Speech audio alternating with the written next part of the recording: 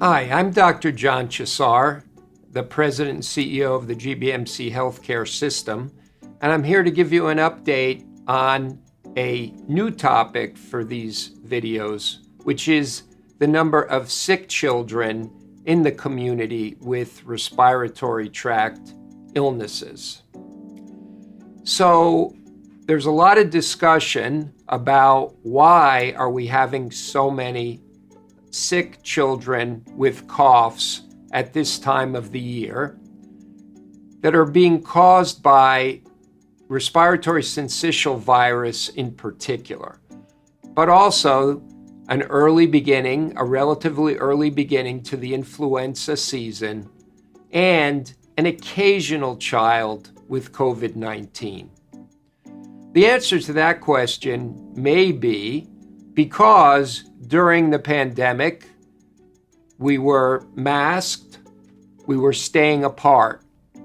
And now children are all back in school. For the most part, we are not wearing masks.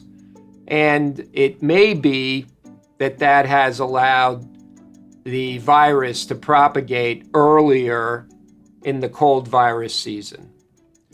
No matter what the reason, we here in Maryland and throughout the East Coast are seeing significant numbers of children with respiratory tract illness.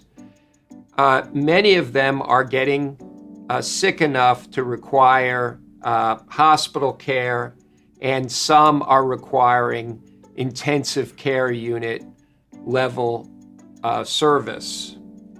The intensive care level service and all hospital service is a challenge right now because of staffing shortages. So the hospitals that have intensive care units are working as hard as they can to accommodate every very sick child, but they're running into the difficulty of making sure that they have adequate staff. At GBMC, we have staff to cover our beds, but we don't have enough space on some days to cover all of the children who need hospital level care. I have to say that the situation is somewhat more difficult now because of the number of community hospitals that have closed their pediatric units. So there is less capacity in the system than there used to be. But those of us that are still dealing with children are working very, very hard to make sure every child is well cared for. What can a family do to keep their children safe and help us make sure that the system can handle those who really need us? Well, first and foremost, reminding your children to wash their hands. We recommend that if they're going into areas with large numbers of people, they may want to wear a mask. Clearly, if they have diseases like asthma, they should probably limit their exposure to large numbers of people, and they should wear masks and wash their hands. Most of the children who are sick now are sick with respiratory syncytial virus.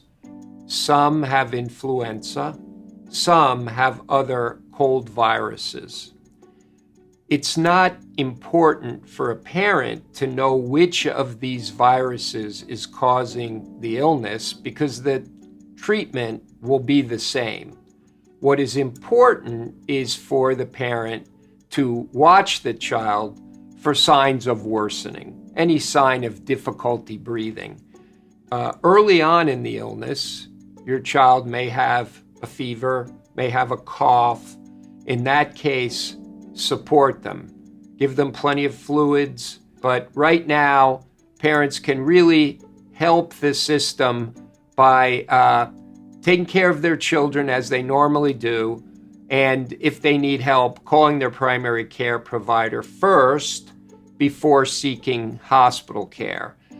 They should absolutely seek hospital care if their children are showing any signs of difficulty breathing. once again, thank you for working with us to help us get through this surge in pediatric respiratory tract illness. Let me also thank all of the staff. I just visited our pediatric department and pediatric emergency department, and the staff is working very, very hard, and the units are full. So we need to send out a word of thanks to all staff members of physicians' offices, hospitals. They are working very, very hard to make sure that everyone's needs are met, particularly in pediatric units and the pediatric emergency department. Thank you.